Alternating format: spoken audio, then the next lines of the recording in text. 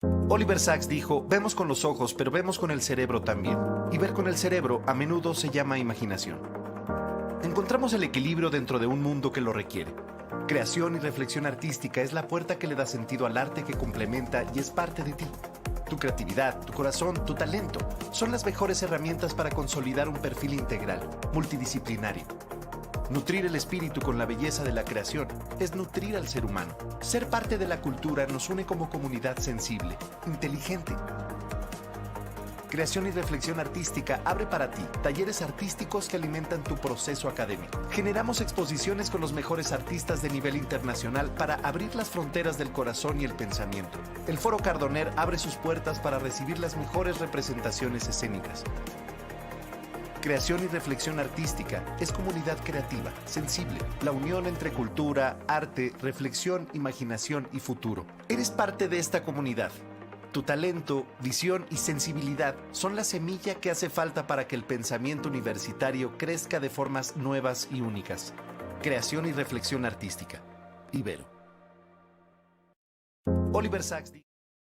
La Dirección General de Difusión Cultural y Divulgación Universitaria, a través de la Coordinación de Creación y Reflexión Artística, les da la más cordial bienvenida a la transmisión especial de verano desde las artes del circo, conversando con Ditzi Perales, sacerdote jesuita, de la experiencia escénica a la experiencia comunitaria.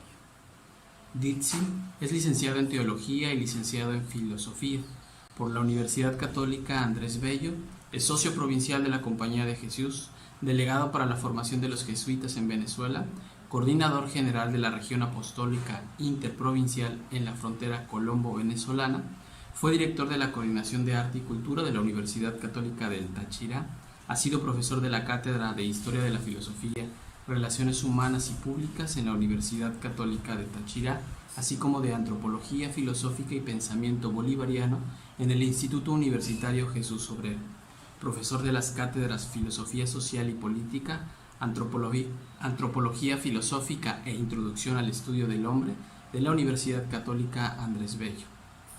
Dentro de su experiencia laboral artística destaca el Diplomado de Humor en Clave Clown en la Escuela de Humor, formador de formadores en la Fundación Dr. Yasso, profesor en los módulos de formación Circo, Arte, Antropología y Simbólica de lo Público en el Diplomado de Artes Escénicas para Espacios Públicos de la UCAT, fundador de la Compañía de Artes Circenses Circo Mediados, coordinador del grupo Dr. Yasso, Payasos del Hospital, y ha participado como docente de acrobacia aérea en el taller de acrobacia del Festival Internacional de la Oralidad, así como en talleres de circo de la agrupación Circo Mediados, la Escuela Nacional de Circo, Prometeo Circo Escuela y la Convención Internacional de Circo de Venezuela.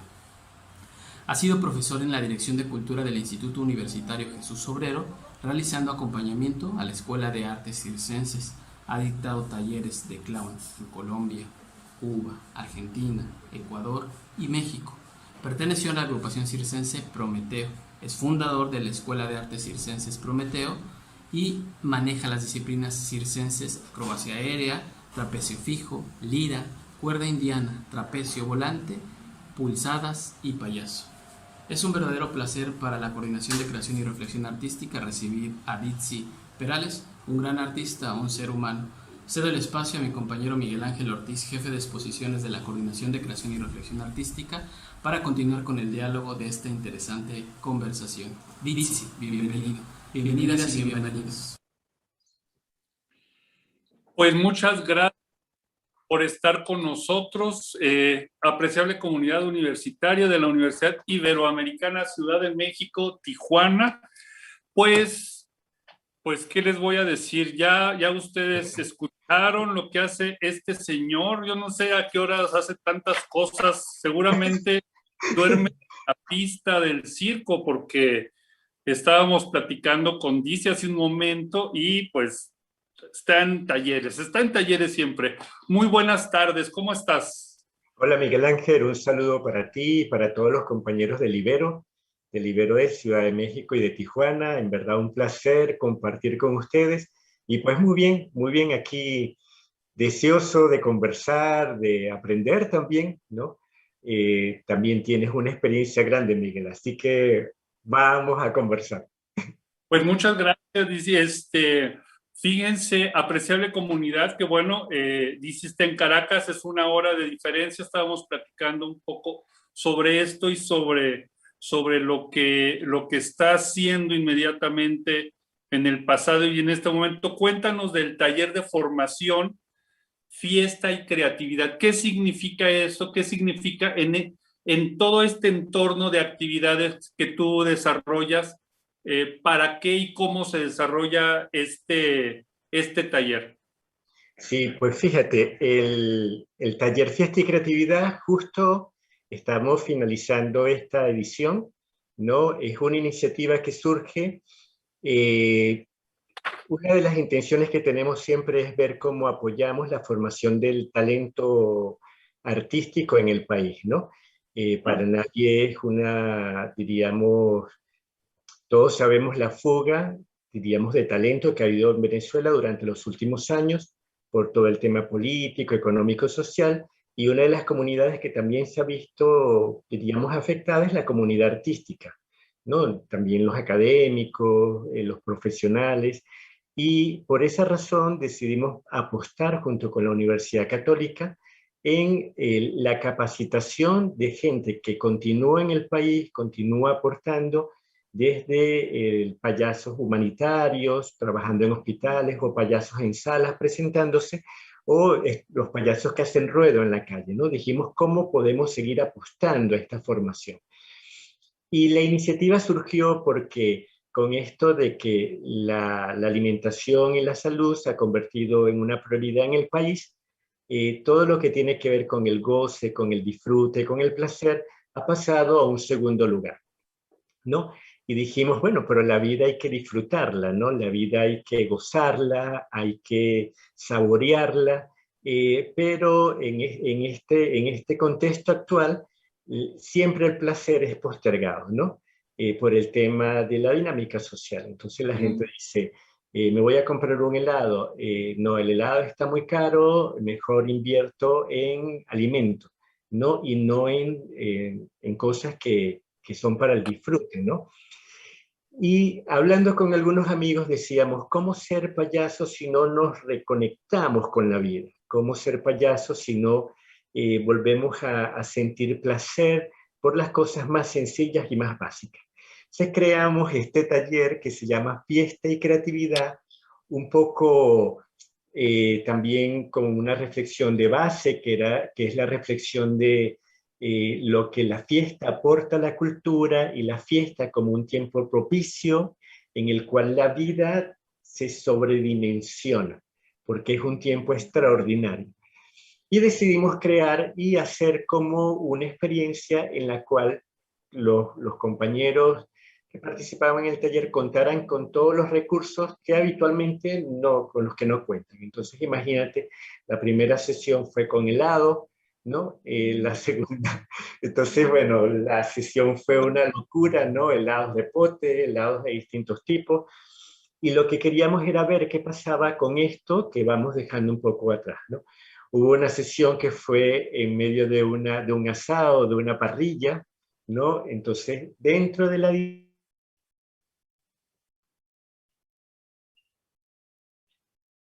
dinámica de chichas que pusimos a asar, hubo pasapalos y todo esto, era como conectando con esto podíamos propiciar la dinámica lúdica, la dinámica de juego, y a partir de allí generar todas las improvisaciones, no ya con el tema de trabajar con la imaginación, sino volver a reconectar con la realidad. Entonces, fíjate, fue bien interesante porque no es, imagina que tienes un helado, sino aquí está el pote de helado, a ver cómo alcanzas el delirio, ¿no? El placer, pero además cómo alcanzas el delirio, que es propio del payaso, pues, ¿no? Y la experiencia resultó sumamente agradable y de crecimiento para todos. Oye, Dizzy, bueno, aquí hay, digamos, que pone sobre la mesa en este taller el disfrute, lo lúdico y la realidad, para empezar. Así que ya son cosas muy grandes, pues, en la vida ordinaria. Pero para el mundo de un payaso, ¿qué significa este lado lúdico y este lado de realidad y el disfrute? Porque yo me imagino que como artista circense, como payaso, se disfruta. Es un reflejo la vida interna del payaso con lo que está pasando con las personas. ¿Cómo es eso? ¿Cómo es ese vínculo? Sí, los payasos somos seres, y porque soy payaso, pues somos seres que vivimos de la conexión con la vida y la conexión con la realidad desde el presente absoluto, diríamos, ¿no? En ese sentido, hacemos una apuesta no por lo que vendrá ni por lo que pasó, sino por el goce del momento en el que te encuentras viviendo, ¿no? Sin embargo, hay una diversidad de payasos increíbles, ¿no? Uh-huh. Está el cara blanca, está el Augusto, está el Bufón, está el Pulcinea, hay, diríamos, distintos tipos de payasos, y lo que me parece interesante del payaso es que juega como contrapeso de la persona que lo logra todo, ¿no? Que es la persona exitosa, la persona que logra, en el ámbito del circo sería el acróbata, que es aquel que puede expresar la plenitud de lo humano en toda su capacidad, incluso superando cualquier límite. El payaso sale, se enfrenta con la realidad y lo que hace patente es la humanidad más profunda. Y la humanidad más profunda no solamente está atravesada por esto de lograr cosas, sino también por el error, por el fracaso, por la torpeza. Y fíjate que es muy interesante porque son dinámicas en las que normalmente nosotros procuramos esconder, ¿no? Porque nos educamos para el triunfar, ¿no? Nosotros nos educamos para alcanzar cosas, para ser exitosos en la vida. Ninguna educación te lleva a dialogar con tus dimensiones más humildes, ¿no? Sino siempre esas las escondemos porque no nos gusta ser torpes públicamente, ¿no? Entonces es interesante esto porque el payaso, a través de ese encuentro con esta dimensión gozosa y al mismo tiempo humilde de la vida, te lleva a la reconciliación con la vida, ¿no? Porque ya decía, a mí me gusta mucho siempre leer, porque, bueno, soy filósofo y siempre tejo lo artístico también con la reflexión filosófica. José Antonio Marina tiene un libro hermosísimo que se llama La inteligencia fracasada, ¿no? Y habla, diríamos, de los fracasos cognitivos, de los fracasos afectivos, de los fracasos de la voluntad, de los fracasos del lenguaje. Y cuando tú miras a un payaso, ¿no? Te das cuenta de que no da pie con bola, ¿no? Pero en ese, diríamos, sumergirse en la vida y en ese querer renunciar a algo y al mismo tiempo vivir el apego a esa cosa, al mismo tiempo creer que entiende algo y no saber lo que le están diciendo, vuelve a esta humanidad básica que nos acompaña y que nos cura también y nos sana. Entonces fíjate que es muy interesante porque esta conexión con el momento presente te lleva al gozo, te lleva al placer, te lleva al disfrute, ¿no? Porque te lleva para mí el payaso brota de la respiración, y la respiración es el momento de la vida, ¿no? Es el contacto con todas tus emociones, con todas tus sensaciones, y al mismo tiempo te conecta con esta dimensión de la vida que siempre ocultamos, que siempre escondemos, pero que es realmente igual de preciosa, ¿no? Oye, bueno, pero, ok, es lo sencillo de la vida en ese sentido se desdobla en estas personalidades de payaso y en la otra parte, en el acróbata, son como los arquetipos, ¿verdad? Que completan lo humano. Pero a ver, Sí. platícanos un poco más en este sentido son tres partes. A ver, vamos a empezar. Te las voy a decir para que ahí vayas haciendo el malabar. Primero, las sensaciones, luego las sensaciones físicas, corporales, cómo se desdoblan en los payasos que hay y cómo es que llegaste a esto. O sea, cómo como persona, cómo construiste, cómo, no sé si de más chico, de jovencito, de niño quería ser payaso. Vamos a empezar por eso, dice, a ver qué te parece.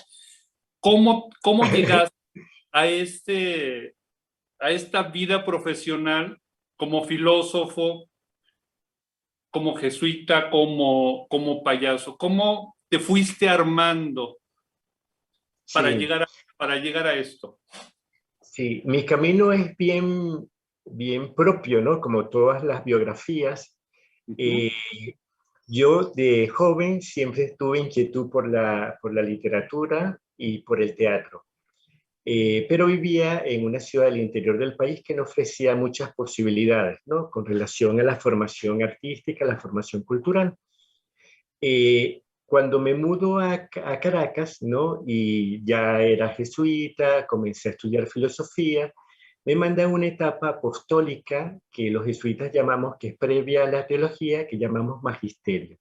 Y yo allí trabajaba como docente de filosofía en la Universidad Católica de Guayana, la Andrés Bello de Guayana. Y en esa ocasión, en esa oportunidad, conocí en la Universidad Católica de Guayana, está cerca de la frontera con Brasil, y los artistas itinerantes siempre pasaban por la ciudad. Dentro de ese grupo de artistas itinerantes que pasaban, yo conocí a un malabarista que trabajaba con fuego. Y fue un día, tal, me paré con él en el semáforo y le dije, ¿por qué no me enseñas? Y él me dijo, ok, voy a enseñarte. Y mi inquietud brotó por un tema de cómo hacer el arte más universal, ¿no? Yo tenía inquietud por el teatro, pero siempre los malabaristas suelen buscar los lugares de la ciudad en los cuales pueden monetizar, ¿no? En los cuales la gente puede darles para continuar su itinerario de viaje, ¿no? No es algo de mala fe, sino es para poder obtener recursos y seguir su viaje, ¿no? Casi todos los artistas itinerantes siempre tienen como proyecto de vida recorrer toda América Latina, ¿no? Entonces yo en mi inquietud mientras estudiaba siempre he creído que el arte construye ciudad, construye ciudadanía, recrea el espacio público, genera vida, porque el arte siempre toca lo propio del alma de los pueblos, ¿no? Pero yo veía un poco que estos artistas itinerantes no llegaban a una parte de la ciudad que era la parte más empobrecida de la ciudad. Entonces yo, como rebelde sin causa, no es que no tuviese una, sino que siempre me gusta tener más de una causa, dije, voy a aprender para hacer malabares en ese sector de la ciudad. Él me enseñó, comencé a aprender y a partir de allí comencé a ir a esta parte de la ciudad a trabajar en la calle del hambre, ¿no? Que llamábamos nosotros. Y allí hay una anécdota muy cómica, Miguel Ángel, que es que uno de estos días estoy yo trabajando y aparece una joven y me dice, estaba comenzando recién el curso académico en la universidad. Me dice, disculpa, ¿tú eres Dixie? Yo le digo, sí. Y me dice, tú eres mi profesor de filosofía, ¿no? Y yo le digo, sí, yo soy tu profesor de filosofía. Imagínate ser profesor de filosofía de la Universidad Católica, encontrártelo en la calle, trabajando con fuego, ¿no? Es como un choque. Y le dice a su mamá, le dice, mamá, conoce a mi profesor de filosofía. Y la señora me dice, un placer, profesor. ¿Y usted qué hace? Yo le digo, trabajando. O sea, yo trabajo en la universidad, doy clases y luego también trabajo construyendo ciudad porque soy artista y me interesa el espacio público y aquí trabajo, ¿no? Y claro, la señora quedó en shock y la muchacha le dice, mamá, mamá, dame dinero para darle al profesor, que es lo que se suele hacer con los artistas itinerantes. Y la señora le agarra dinero y me da, ¿no? Eso generó como un escándalo, porque cómo era posible que un profesor universitario estuviera, que eso iba en contra de todo este tema que tenemos de los estereotipos, ¿no? Sin embargo, después de allí, ese fue mi comienzo, me mudo a Caracas a estudiar teología y empiezo a estudiar en una escuela de circo, que tenía un amigo argentino y una amiga venezolana, que es una escuela que se llamaba Malabama. Y allí empecé a hacer acrobacia aérea y a vincularme con todos los temas del payaso también. Y allí entonces ya comencé el curso, empecé a participar en las convenciones de circo de Venezuela y allí ya en la convención de circo de Venezuela uno contaba con la suerte de que venían artistas de distintas partes, de no solo de América Latina, sino también del mundo. Y tomé talleres con ellos también. Y ya después decidí irme a Canadá y estuve unos meses también en una escuela de circo en Toronto, ¿no? Y de estas oportunidades que te va abriendo la vida.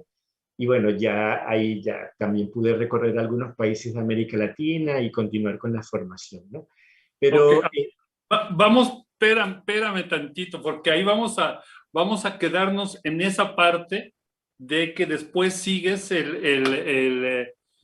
la transhumancia artística, porque bueno, esto ya está sonando a una aventura, dice. Es una aventura de creación, pero también de construcción con otras personas. Pero déjame saludar antes a la comunidad universitaria. Escríbanos, pregunten a Dixie, aprovechen que lo tenemos con nosotros para que les aclare las dudas de todos los payasos del mundo cósmico y además cómo ha construido esta carrera, ¿verdad? Bueno, tenemos algunos comentarios, Dixie. Liliana Espino Márquez, hola, saludos, buenas tardes. Buenas tardes, Liliana. Yolanda Fernández Flores, buenas tardes, dice, un gusto verlos y saludarlos desde la Ciudad de México. Irene Mopi, ilustradora colibrí, dice, es lo máximo. Gracias por todo lo que nos has dado en tus talleres. Gracias, Irene, por estar con nosotros acá. Y Marvel Génesis, saludos desde Tijuana. Pues muchas gracias por los saludos, por escribirnos. Síganos escribiendo. Díganos de dónde están, dónde nos ven y dónde nos platican. Dice, bueno, artista payaso. Vas a Canadá y sigues tu formación. ¿Qué más sigue de esta formación, Nitsi? sí, ya luego tuve la oportunidad de ir a Argentina también y tomar clases en Argentina. Y es interesante esto que te comento, Miguel Ángel, porque no suele ser frecuente que la gente sepa que uno estudia para ser payaso, uno estudia para ser acróbata, uno estudia para ser malabarista, ¿no? De hecho, en América Latina empezamos ya a tener experiencias universitarias. México tiene una licenciatura en artes del circo, Argentina ya tiene también licencia, pero no era lo natural, ¿no? Mi generación no pudo participar de formación en escuelas, sino que la formación siempre era a través de las convenciones o de los encuentros de artistas, que normalmente te conseguías a gente de América Latina en esos encuentros, y a través de talleres de formación. Siempre aprovechamos también el tema de la itinerancia, ¿no? Ya ahora es distinto, ahora hay espacios donde puedes ir y tomar clases, ¿no? Aprovechamos la itinerancia y de repente alguna compañía europea que estaba haciendo gira por América Latina pasaba por Caracas y daba talleres. O alguna compañía latinoamericana que llegaba a Caracas y daba talleres, ¿no? Lo que sí es muy interesante es que, por ejemplo, en estas convenciones ha pasado gente con una calidad increíble, por lo menos gente como Leo Bassi, ¿no? Pasó por los espacios formativos, gente como Chacobache, también ha dado clases acá, gente como el payaso Tomate, o sea, gente que tiene una trayectoria muy larga, con una experiencia increíble, y se aprovecharon pues estos espacios para invitarlos y allí tomar clases, ¿no? Que es lo maravilloso de esto. Oye, Dixie, pero bueno, eso sería la primera parte. Faltaría que nos platicara, bueno, la segunda, perdón, que nos platicaras. A ver, es que hay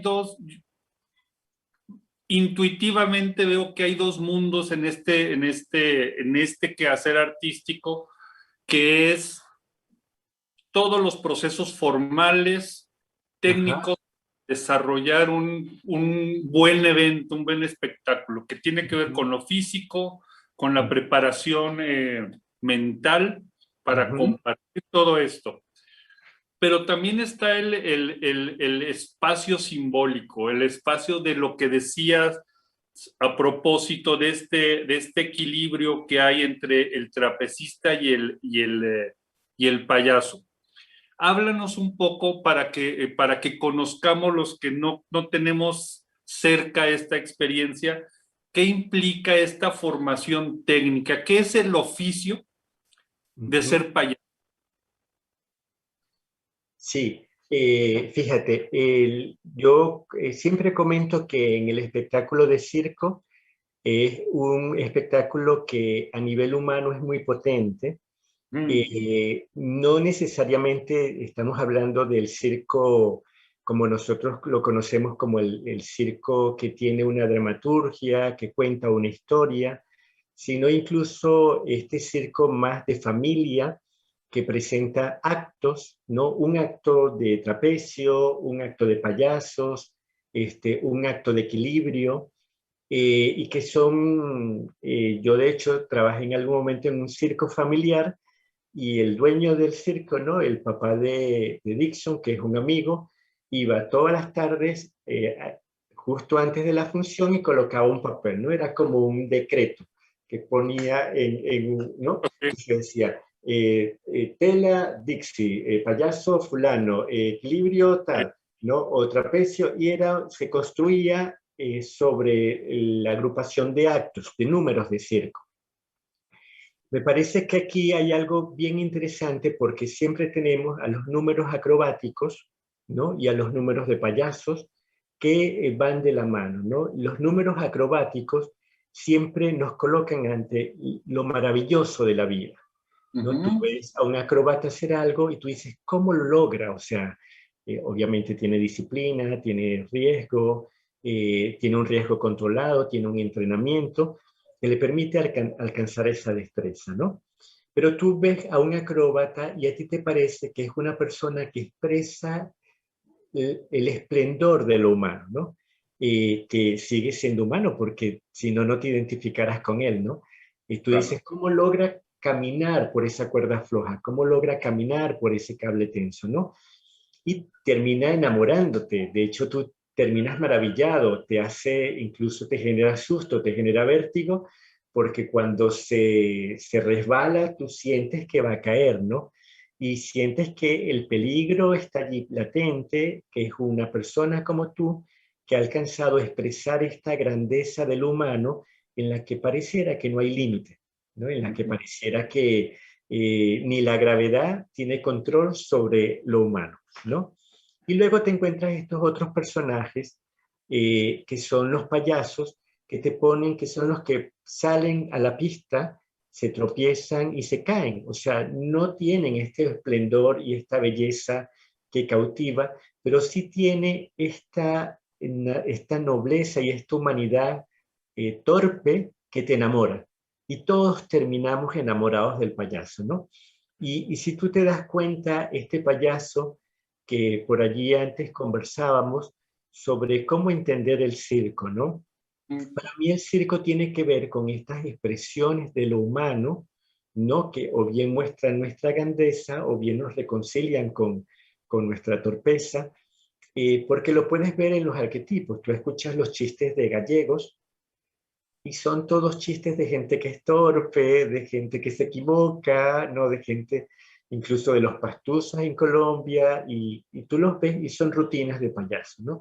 Una persona que va a poner una bombilla y la agarra y empieza a dar vueltas para colocarla, ¿no? Si tú te das cuenta, son rutinas de payaso. Entonces, ¿qué ocurre en el espectáculo de circo? Que se encuentran estas dos dimensiones del humano, la plenitud y la humanidad, ¿no? En su máxima expresión, diríamos, en su máxima elevación, porque ahí tienes a los acróbatas que siempre ascienden, ¿no? Y es una categoría que incluso antropológicamente es muy interesante, ¿no? Por eso yo no ando con el tema de la narrativa en el circo, porque Lo religioso siempre asciende, ¿no?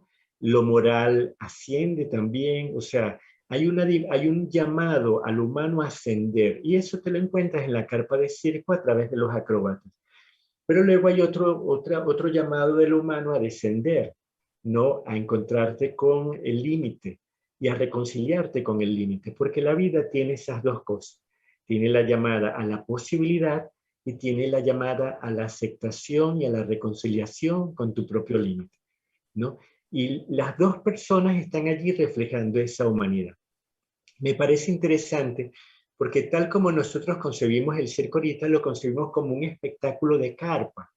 Ujú. Pero hay una cosa bien interesante. Julio Rebolledo, que es un investigador que falleció hace pocos años, mexicano, Julio Rebolledo hizo una investigación maravillosa a propósito del circo en América Latina, y él logra encontrar en la cerámica prehispánica acróbatas circenses, ¿no? Logra encontrar contorsionistas, porque siempre pensamos que la contorsión está relacionada con China, y no, en la América prehispánica había contorsionistas, había equilibristas, ¿no? Sobre cuerdas, y había malabaristas también. Está documentado, diríamos, en la cerámica prehispánica. Y ese para mí es de lo más maravilloso que yo he podido escuchar, que se lo escuché a Julio Rebolledo, lo tiene publicado, y se lo escuché en la Escuela de Circo de la Tarumba en Perú. Porque incluso a veces no asociamos el circo con América Latina, sino con Asia. Y luego imaginamos que es como una población que comparte estas habilidades y migran en cierto sentido a nuestro continente. No, ya desde el origen, en nuestras culturas latinoamericanas, prehispánicas, estaban presentes estas destrezas que luego terminan llegando a un espectáculo dentro de una carpa de circo o dentro de una sala. Pero si te das cuenta, que es lo que me parece muy interesante allí, Miguel, es por qué conectamos con esto, porque desde siempre son anhelos y deseos que hemos tenido con nosotros. Uno, este anhelo de volar, de no tener límites, de alcanzar lo que al parecer no nos está permitido, y otro anhelo que tiene que ver con la sabiduría más popular, que tiene que ver con reconciliarnos con nuestra fragilidad, con nuestro límite, para poder abrazar también esta humanidad. Entonces, tenemos allí, en esos actos de circo, esta invitación a conectar con esta vida, ¿no? Que la podemos encontrar en el deseo de lo humano. Y por eso el tema de que brota este deseo en distintas culturas, en distintas épocas, y allí vamos encontrándonos pues, con esto. Ok, bueno, entonces, Dixie, retomando un poco como iniciamos, en ciertas circunstancias, la realidad nos desconecta, nos desconecta de nosotros mismos, nos desconecta de otras personas y de la realidad. Esto que decías de las circunstancias difíciles, ¿no? Que hay en algunas ciudades, en algunos países de nuestra América. Eh, Y es, fíjate dime, algo, Miguel, disculpa que te interrumpa. sí, Ahora no me viene el nombre del payaso, pero hay un payaso ruso, ajá, ¿no?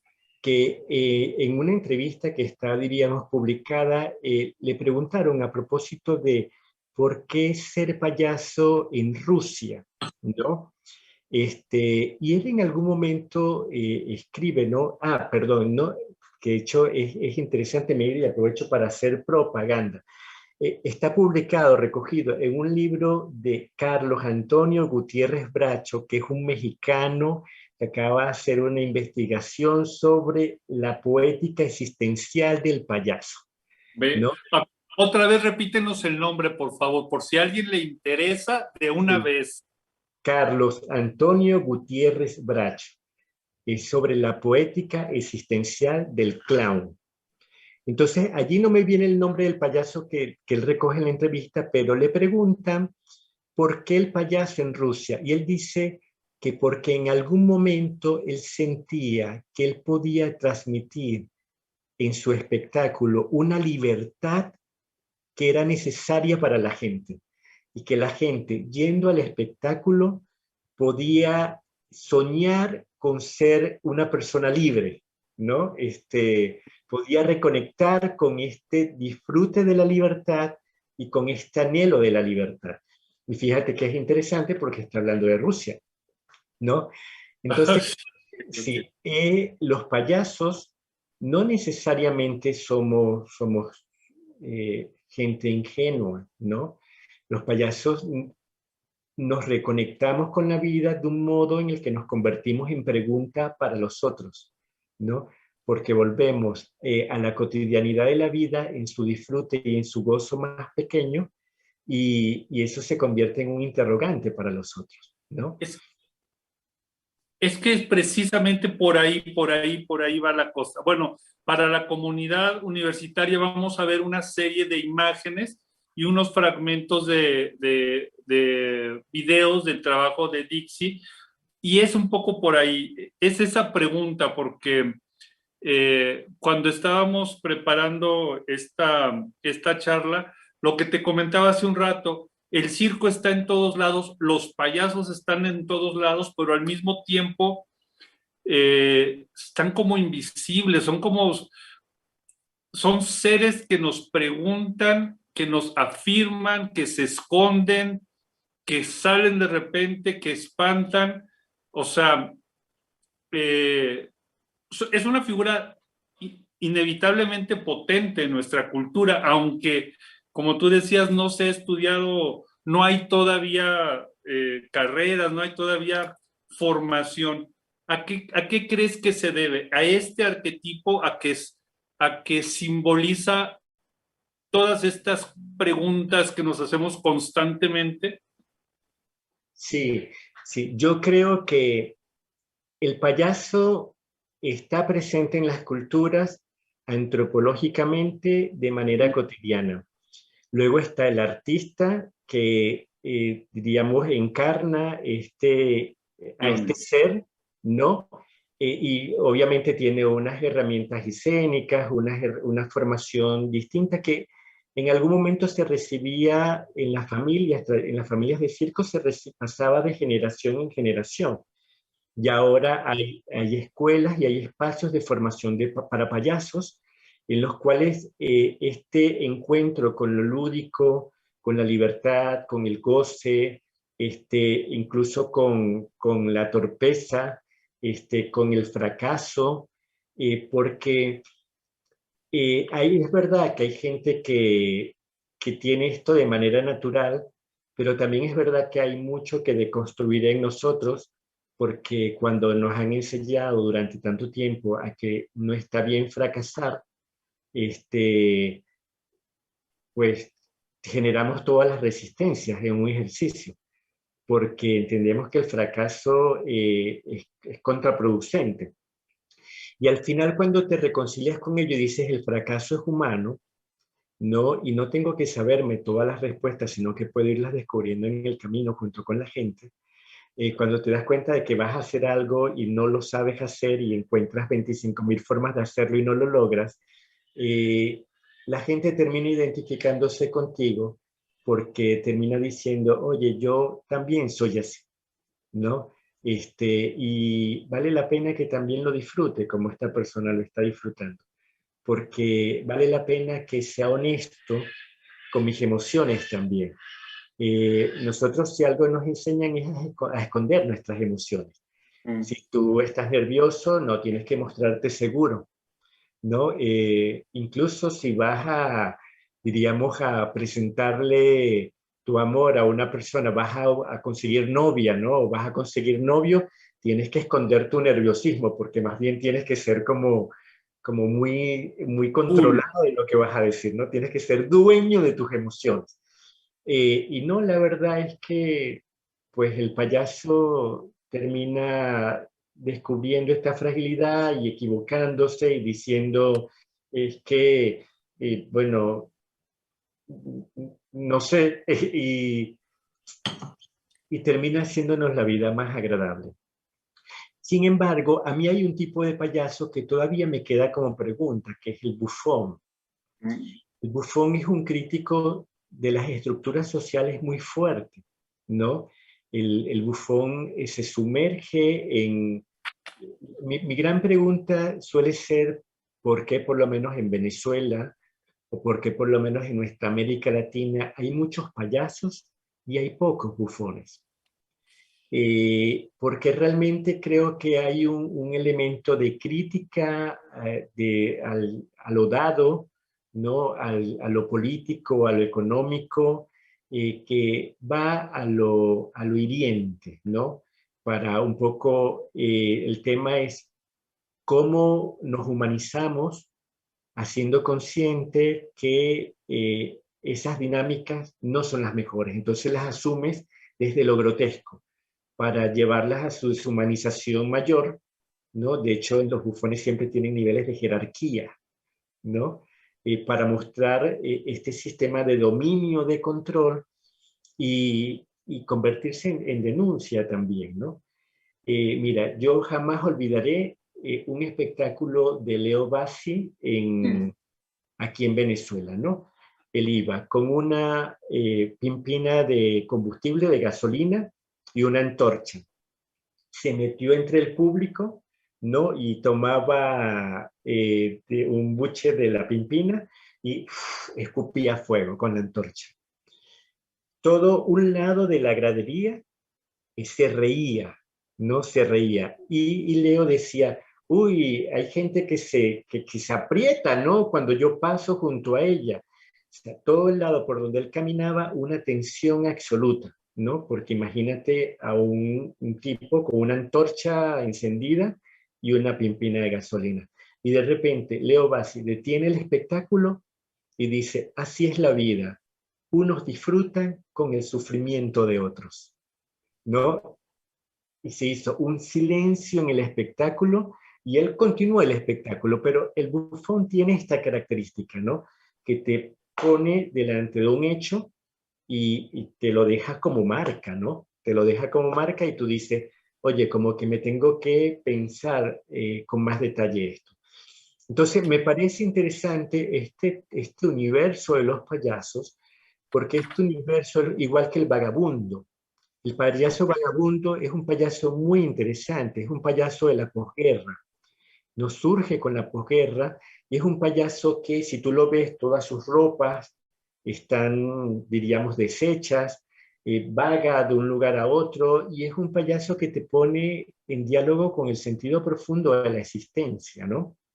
Por eso es que considero que todo espacio formativo que te ayude a acercarte cada vez más a esta invitación del universo de los payasos es potente y valioso, ¿no?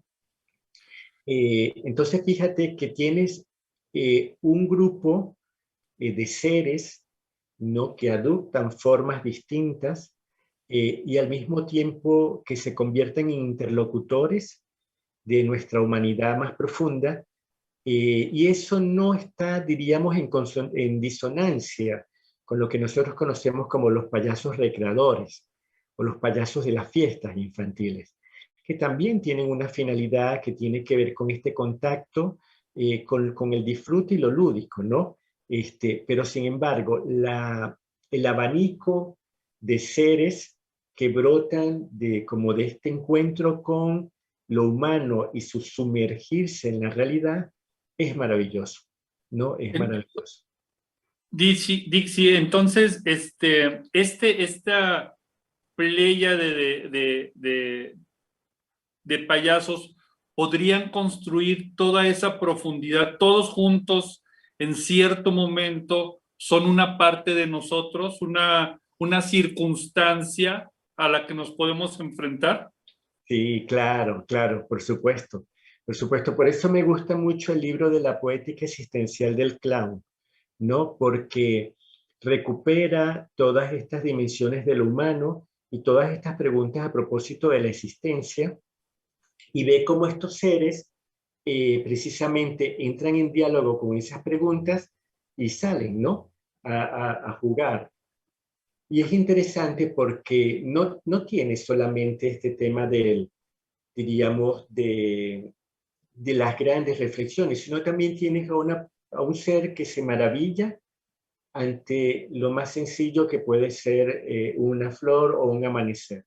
Y a partir de allí genera como que encuentra toda la vida allí y es al mismo tiempo capaz de compartirla con el otro, ¿no?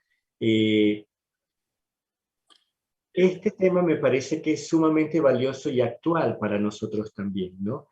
Hay una payasa allí que se llama Maite, ¿no? Que es del País Vasco.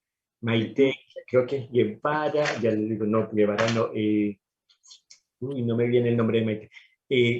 Les voy a pedir que compartan el link, ¿no? Para que vean. Ok. Ella tiene una cosa preciosísima a propósito de la pandemia, ¿no? Ya les digo, Maite Guevara, ¿no?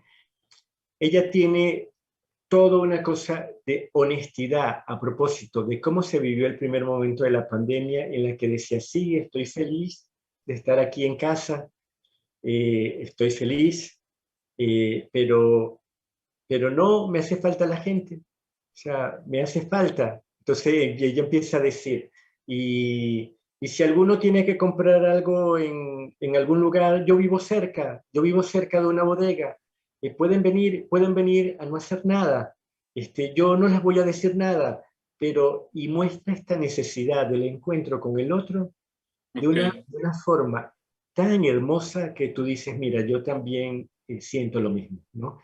Claro, que es lo interesante de Maite, que ella es capaz de abrir y de mostrar su universo afectivo, compartirlo con una honestidad tal que tú terminas deseando, diríamos, encontrar esa honestidad también en la vida, ¿no?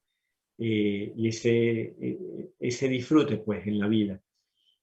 Oye, Eh, entonces, de una manera, a ver, de una manera simbólica, consciente, percibimos los símbolos, de una manera consciente percibimos los símbolos o no, pero están allí. sí, Entonces, platícanos un poco más esto a propósito de Maite, de este universo afectivo que a veces no podemos compartir por nuestra educación, por las circunstancias. Este ser humano multidimensional se expresa a través del arte o se reconoce a través del arte. ¿Hasta dónde podemos, no en el sentido de medida, sino como entrar a un espacio, cómo podemos entrar a este espacio de los payasos? ¿Podemos acercarnos un poco más conociendo algo o tratando de relajarnos, de enfrentarnos a lo que nos propone el artista? ¿Cómo es ese encuentro, Dixie? sí. Bueno, yo tengo como dos modos de trabajo, ¿no? Yo por lo menos tengo el modo de trabajo de interacción abierta en espacios públicos. A mí me gusta mucho tomar la calle, me gusta mucho tomar mercados, tomar plaza y convertirme en un ser que sale al encuentro del otro en estos espacios, ¿no? Y convertirme en algo así como una distorsión en esto de la cotidianidad y que te permite incluso hasta darle foco a situaciones que para nosotros son demasiado anónimas porque nosotros vivimos como con demasiada rapidez. Entonces, tú puedes ir a un mercado y te detienes junto a una vendedora, ¿no? De frutas. Tú vas a lo tuyo, tú escoges la fruta, la pagas y te retiras. Cuando tú empiezas a dialogar con la vendedora, la conviertes a ella en el centro y ella deja de ser anónima, Ok, ¿no? Y tú ya no solamente vas por la fruta, sino que empiezas a verla a ella sonreír y verte a ti sonreír y ya se recuperas dentro del mismo espacio cotidiano un tema de la humanidad que de otro momento por la prisa te pasa desapercibido, ¿no? Porque uno va a lo suyo, es decir, a hacer el mercado. ¿no? O vas a cualquier compra y es esto, ¿no? Fíjate que pongo otro ejemplo para que lo veas.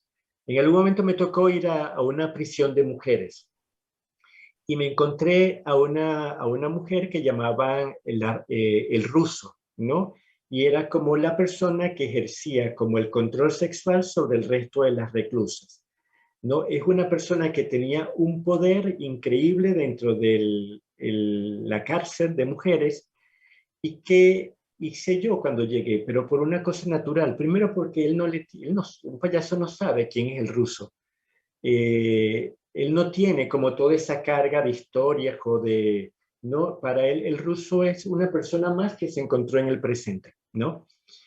Claro, yo como persona sí sé quién es el ruso porque ya me lo han dicho, pero como payaso no. Y como payaso pierdo el miedo, ¿no? Porque estoy en un estado de juego que me permite acercarme respetuosamente a distintas situaciones de una manera extraordinaria, ¿no? Entonces, llego al ruso y empiezo a jugar con el ruso, ¿no? Que es una mujer, pero es la que te digo, ejerce el control sexual en el retén. O sea, empiezo a jugar con el ruso y empiezo a enamorar al ruso, ¿no? Es interesante porque yo me convierto en una persona que distorsiona el orden que está establecido y le doy la posibilidad a quien nunca se puede reír del ruso que se ría de él, ¿no? Y diríamos que pueda, diríamos, y se ría incluso al principio con temor, ¿no? Porque se reía así como diciendo, y que no se dé cuenta que me estoy riendo. Pero es decir, puedes convertir la vida en unos instantes que son sumamente potentes, ¿no? Porque para mí el instante, si realmente está bañado de humanidad, que es lo que ocurre también cuando uno va a ver otras artes, te impregna, ¿no? Y te deja esa huella, te deja ese sello. Creo que en la calle, para mí, el hospital igual, ¿no? Yo he tocado instrumentos hasta con un... una vez dejé, también eso me parece interesante, fui a visitar una habitación y estaba un niño con su mamá y construí un pájaro imaginario que estaba en la habitación. Y yo le decía a la mamá, ¿usted lo mira? Y la mamá decía, sí, claro, lo miro, ¿no? Y yo decía, ¿y dónde está el pájaro? Y decía, allá. Y yo salí de esa habitación y el pájaro imaginario quedó en esa habitación.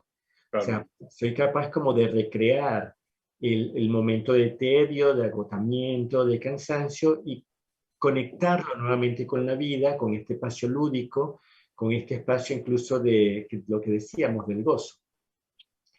Ya luego hay otro tipo de experiencia que no es la calle, que no es la ciudad, que no es el hospital, que es la escena, ¿no? En la escena, ya cuando construyo historias, que ya no estoy improvisando, sino que voy con una propuesta ya para compartirla con el público, siempre me ha interesado que la gente se detenga ante ante voces que no, eh, ante cosas que las conoce, pero que realmente no las humaniza, ¿no? Entonces, por lo menos cuando me invitaron al Ibero, creo que un par de años atrás, llevé un espectáculo sobre los migrantes, ¿no? Y el tema era porque justo estaba todo este tema de las caravanas de migrantes que iban de Centroamérica a Estados Unidos, y justo era toda una conmoción a propósito de esto, sobre todo el tema social, sobre todo el tema político, ¿no? Sobre todo el tema de las relaciones internacionales entre México, Estados Unidos, México, Centroamérica, ¿no? Bueno, yo al final soy filósofo, o sea, soy una persona que me gusta hacerme cargo de la realidad, pero lo que dije fue, yo quiero hablar de esto, si me están invitando a que hable sobre las cosas que a mí me importan las historias, me importan los relatos, entonces me dediqué a bajar entrevistas a desplazados, a migrantes. Y había una entrevista que era muy potente, que nunca se me va a olvidar, que dice una señora, yo me desperté y eran las 3, las 4 de la mañana y mi esposo se estaba preparando para irse en la caravana, ¿no? Y yo le dije, llévate a Monchito. Y él me dijo, no, yo me voy a ir solo porque yo solo me voy a ir a sufrir, ¿no? Entonces, fíjate, allí hay una voz ante la que tú no te detienes. Tú te detienes, ya no te detienes ante la caravana, pero no te detienes ante los microrelatos que están en la caravana, ¿no? ¿Qué es lo que pasa con una persona cuando inicia? ¿Cuál es el nivel de incertidumbre que tiene, el nivel de esperanza que tiene? Entonces, me gusta poner a mi payaso en diálogo con estas verdades que son tremendas y que siempre las utilizo dentro de la banda sonora y son como voces que se repiten, ¿no? Lo mismo en algún momento llevé a Colombia un tema sobre los desplazados y la banda sonora tenía una cosa que decía, tantos millones de desplazados hay en Colombia, tantos millones de desplazados hay en Colombia. En definitiva, ya no es esta sorpresa por la vida, esta maravilla por la vida, sino es qué pasa con esto que vivimos y que no queremos escuchar o que no queremos ver, y por eso a veces trabajo con rostros, trabajo con, ¿no? Porque me interesa como darle voz a estas realidades sociales, ¿no? A mí, por lo menos, cuando estoy en la calle, me gusta sentarme como payaso al lado de una persona que vive en situación de calle, ¿no? Porque, por lo general, todos, incluso yo, cuando no ando de payaso, les tengo como miedo, ¿no? Tengo como una resistencia, ¿no? Como me va a hacer daño, me va a robar, y son, diríamos, como todo lo que arrastramos, ¿no? Como payaso me siento allí y mira, las experiencias han sido sumamente maravillosas, no solamente para la persona que vive allí, a quien yo le doy un centro importante dentro de mi vida, sino también para todos los transeúntes que van pasando y dicen, ¿por qué este se detiene con este? ¿No? Y ya ahí se convierte en una pregunta, diríamos, Abierto. abierta, ¿no? ¿Qué queda allí? Ok. A ver, Ditsi, bueno, pues es que hay muchas preguntas, pero también hay saludos. A ver, Ok.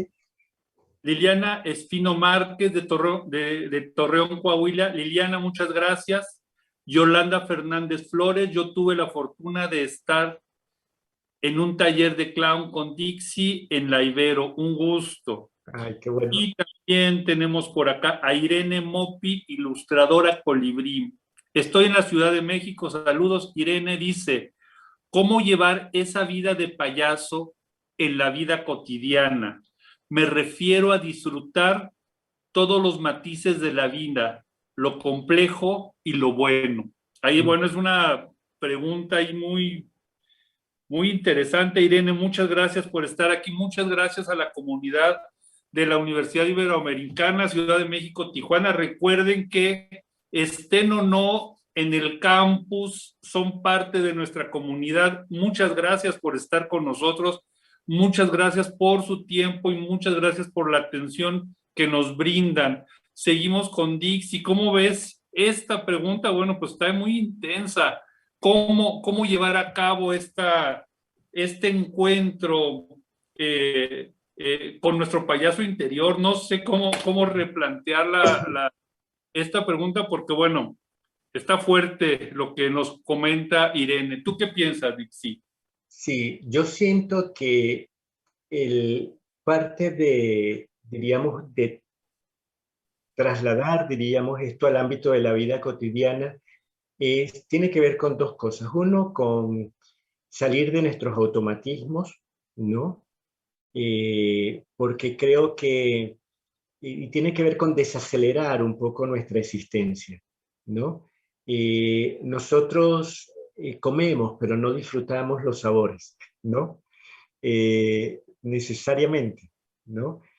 O nos bañamos, pero no disfrutamos la ducha.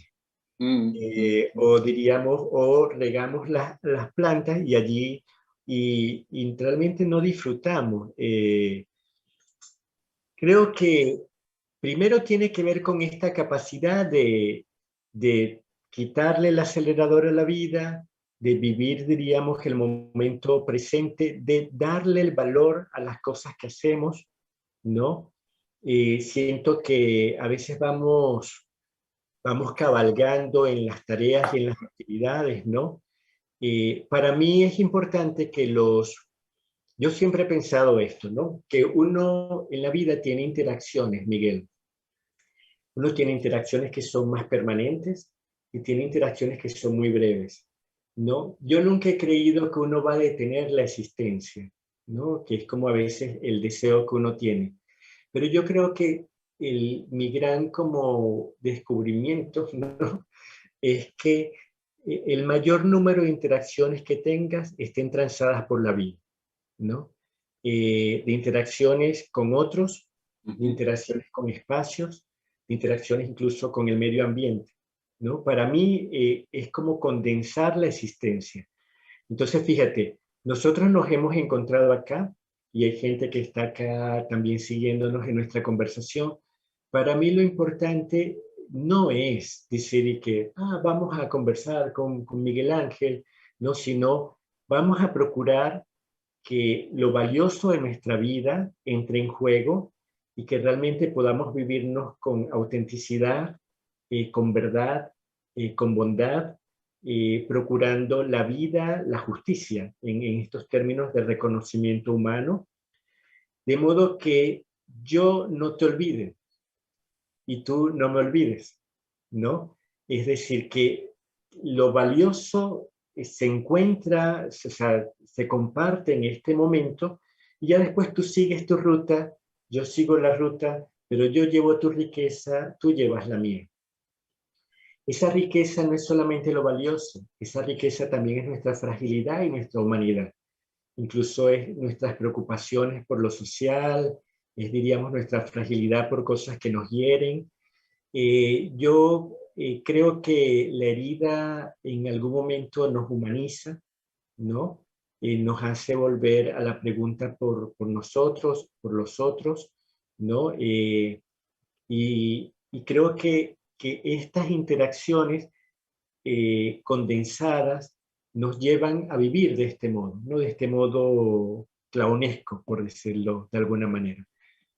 Me encuentro con mi mascota, lo mismo. Me encuentro con el ambiente, lo mismo.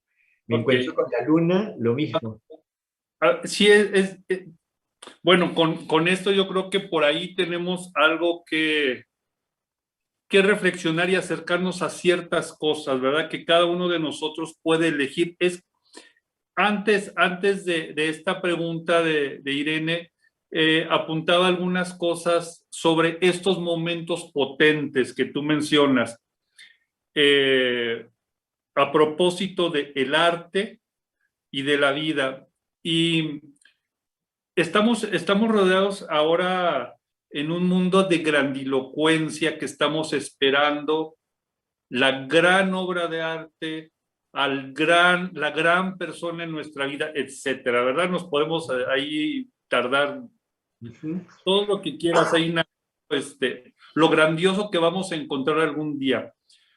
En ese sentido, el arte de los payasos es acercarnos a lo mínimo en el sentido de lo pequeño, lo cotidiano. ¿Hacia dónde van esas emociones del encuentro, de eso cotidiano? ¿Qué es la vida, pues? Pero como arte, ¿tú cómo lo construyes como artista? Tus experiencias con el ruso, después las llevas a otro campo, se transforman. ¿Cómo se vive como artista eso? Sí, o sea, a mí me gusta muchísimo en mis procesos como tal, siempre está presente la vida, ¿no? Yo creo que mi principio motor es el encuentro y el reconocimiento, ¿no? A través de la mirada y de el estar frente al otro y a partir de allí crear estos ámbitos donde la realidad y la verdad toman un sentido. Obviamente hay como historias que a mí me han impactado en mi biografía y que siempre están presentes en la creación, pero también me gusta mucho nutrirme. Ahorita estoy viendo a ver si creo un espectáculo sobre cartas, ¿no? Y sobre el tema me metí a leer sobre el amor y la amistad, ¿no? Que creo que valdría la pena ver cómo cómo realmente recuperamos esto de amar y de la amistad. Incluso ya me he leído unos cuantos libros, ¿no? Sobre amor, amistad. Hay un libro precioso sobre cartas de amor, que tiene precisamente José Antonio Marina, y la primera carta de amor que él recoge es del 3000 antes de Cristo, Ok. ¿no? Y es un texto que tú lees y te parece sumamente potente y sumamente hermoso, ¿no? Yo de hecho todavía no he resuelto cómo resolver esto de las cartas, pero sí me parece interesante todo lo que a mí por lo menos me dice, o todo lo que me invita a hacer como una reflexión seria y profunda porque me deshumaniza también, procuro llevarlo de alguna manera a la escena, ¿no? Entonces, ahora, ¿cómo empiezo ya? Y si entramos como en temas de procesos creativos. Ajá, ajá. Pero me gusta muchísimo documentarme, me gusta muchísimo mirar también. Hay cantidad de espectáculos que están en mi cabeza y que todavía no han salido, ¿no? Porque están en proceso. De hecho, nunca tengo problemas en comentarlo porque si otra persona lo hace, pues genial también, ¿no? Por lo menos con este tema de lo bufón, hay un tema que a mí me preocupa que es el fracaso de lo sexual, ¿no? Y comenzó todo con el tema de por qué la masturbación la vinculaban con la iglesia, ¿no? Ok. Pero resulta ser que los ilustrados también tienen muchos escritos a propósito de de la masturbación y cómo este ensimismamiento no posibilita la creación del sujeto moderno, ¿no? Hasta Kant tiene textos sobre la masturbación. Entonces, me parece interesantísimo porque es un tema social, pero incluso hubo un libro a propósito de la masturbación que se escribió al mismo tiempo cuando se escribió el Emilio de Rousseau y se vendió más que el Emilio de Rousseau, ¿no? Y venía con casos documentados de gente que había sido curada de este mal, ¿no? Entonces yo lo primero que hago es documentarme, leer y después digo, bueno, ¿y qué tiene que ver esto con nosotros, no? ¿Qué tiene que ver esto con el fracaso en nuestras relaciones humanas, no? Y veo todas las promociones de juguetes sexuales. Y tú te das cuenta de que ningún humano puede llegar a ese nivel de versatilidad, ¿no? De lo que hace un juguete sexual. Y al mismo tiempo, toda esta creación de mujeres y hombres para la actividad sexual que hay en Asia y que ya hay en Europa, que comercializas, que puedas comprar. Esto habla de una dimensión trágica también de nuestra existencia, ¿no? Entonces, la gran pregunta es, esto es un tema que me apasiona. Me documento y ahora digo, ahora voy a jugarlo, a ver cómo puedo llevar esto a escena. O sea, cómo puedo, primero, el de la masturbación me he frenado porque yo soy cura. Entonces, un cura haciendo un espectáculo sobre eso sería como bien escandaloso, pero creo que me va a ir mejor como director del espectáculo, ¿no? Pero luego también en algún momento me interesó el tema de los buhoneros, de los vendedores ambulantes y las relaciones que tejen con los otros, ¿no? Y bajaba todo el tiempo al centro de la ciudad a ver las relaciones que establecían, que vendían, de qué hablaban, cuáles eran los temas. Ya después ahí entro en el recurso, puedo entrar en el recurso clown como disciplina Sí. circense, o puedo entrar en el recurso, diríamos, del equilibrio o del malabarismo o de la acrobacia, porque son como ya las herramientas con las que puedo escribir el espectáculo, ¿no? Pero lo primero que procuro hacer es ver qué pasa, qué nos mueve, qué nos dice, a qué nos invita y qué nos está también maltratando, qué nos está hiriendo, ¿no? Eh, claro, uno llega a estas inquietudes ya después de viejo, ¿no? Yo cuando comencé a hacer circo, lo único que me interesaba era salir, montarme en un trapecio y mostrar diríamos, el número como tal, ¿no? Y ahorita no, y ahorita me interesan otras cosas. Me interesa a través del trapecio poder contar o hablar de algún tema que a mí me mueve, me inquieta. Oye, Dixie, entonces, esto, bueno, es una evolución personal de siendo más joven ahora. El oficio se va transformando, el oficio de payaso, de artista del circo se va transformando. Esto que nos cuentas es una evolución. La puesta en escena también se transforma con las ideas, se cambian las acciones. ¿Cómo es esto? Sí, a mí me gusta mucho construir desde la improvisación, Okay. ¿no? Entonces, que es la forma como ataco como los proyectos creativos, ¿no? Normalmente lo que yo hago es ver,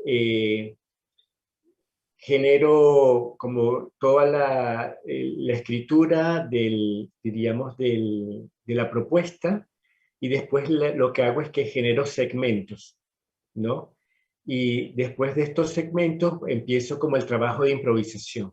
Digo, mira, aquí hay una idea inicial y voy a jugar esta idea o voy a encontrar esta idea en un elemento acrobático, por ejemplo, en la lira. O sea, voy a tratar de que esta emoción que yo considero que es importante, suponte que sea, en algún momento hice una función sobre el despecho de un payaso. Era un payaso que se despechaba, ¿no?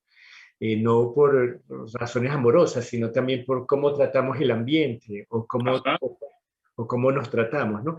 Él era como un despechado de la vida y brindaba y todo, ¿no? Y en algún momento lo que me interesaba era ver cómo mi cuerpo en la lira, que es un elemento acrobático, podía expresar esta tristeza y podría, ¿no? En ese sentido, yo creo que incluso la nariz es una máscara y al final todo el cuerpo entra como expresión. Siempre me ha interesado el movimiento, ¿no? Entonces lo que hago es, voy con fragmentos. Hay un autor que dice que la creación es como la eyaculación, que es abundante, pero que solamente fecunda uno, ¿no? Este, que es como un instante. Entonces, de horas, ya digo, bueno, me voy a quedar con esto, ¿no? Para espectáculos, porque ya cuando estás improvisando en tiempo real, sí lo que haces es que utilizas como las técnicas que has aprendido para poder entablar esta relación con el público, ¿no? Que tienen que ver con despertar la imaginación, despertar la creatividad, el juego con la palabra, el juego con el cuerpo, ¿no? El contacto real con la emoción, como, ¿no? Pero ya eso es, diríamos, como otro proceso diferente. Pero me imagino que, bueno, cada uno de los procesos de la improvisación y la construcción ya de algo con todos estos elementos, también te mueve a ti algo. Es diferente en el sentido del artista y de los procesos del oficio, porque bueno, es un oficio que diverge, pero que llega a algo, pero como creador, ese oficio siempre está ahí, se va acumulando, es lo que decías un poco, me imagino, de Sí, que con el tiempo vas guardando información, sí, y el cuerpo la registra también, ¿no? cuerpo. Pero también creo lo siguiente, que el espectáculo del payaso, a diferencia del actor, y esto me parece como una clave interesante, se construye con el público, ¿no? Ok, Tú llevas una propuesta, pero tú no tienes, aunque tienes diríamos, una propuesta elaborada, incluso ensayada, hay un diálogo permanente con el público. Yo siempre digo que el payaso es como el mar, o sea, llega a la orilla, se arrastra lo que consigue en la orilla y vuelve a la orilla nuevamente. Para mí, el actor no necesariamente se arrastra a lo de la orilla, porque él ya tiene todo marcado, pues, ¿no? El payaso no, el payaso vive el diálogo con el público, entonces él llega, espera, diríamos, o percibe cómo esto afecta al público y se trae esta emoción. y al mismo tiempo la elabora y vuelve nuevamente a la orilla, ¿no? Es como un ir y venir. Por eso es un trabajo muy de presente, del momento presente, ¿no? Entonces tú tienes una propuesta que es que vas a salir, suponte, a comerte un algodón de azúcar, por decir algo, pero entre que tomas un pedazo de algodón y miras al público, miras la reacción, te lo comes, vas y vienes, no es el actor que interpreta a alguien que está comiendo, a alguien que está comiendo algodón de azúcar, no, sino que se genera una complicidad con el público que es fundamental.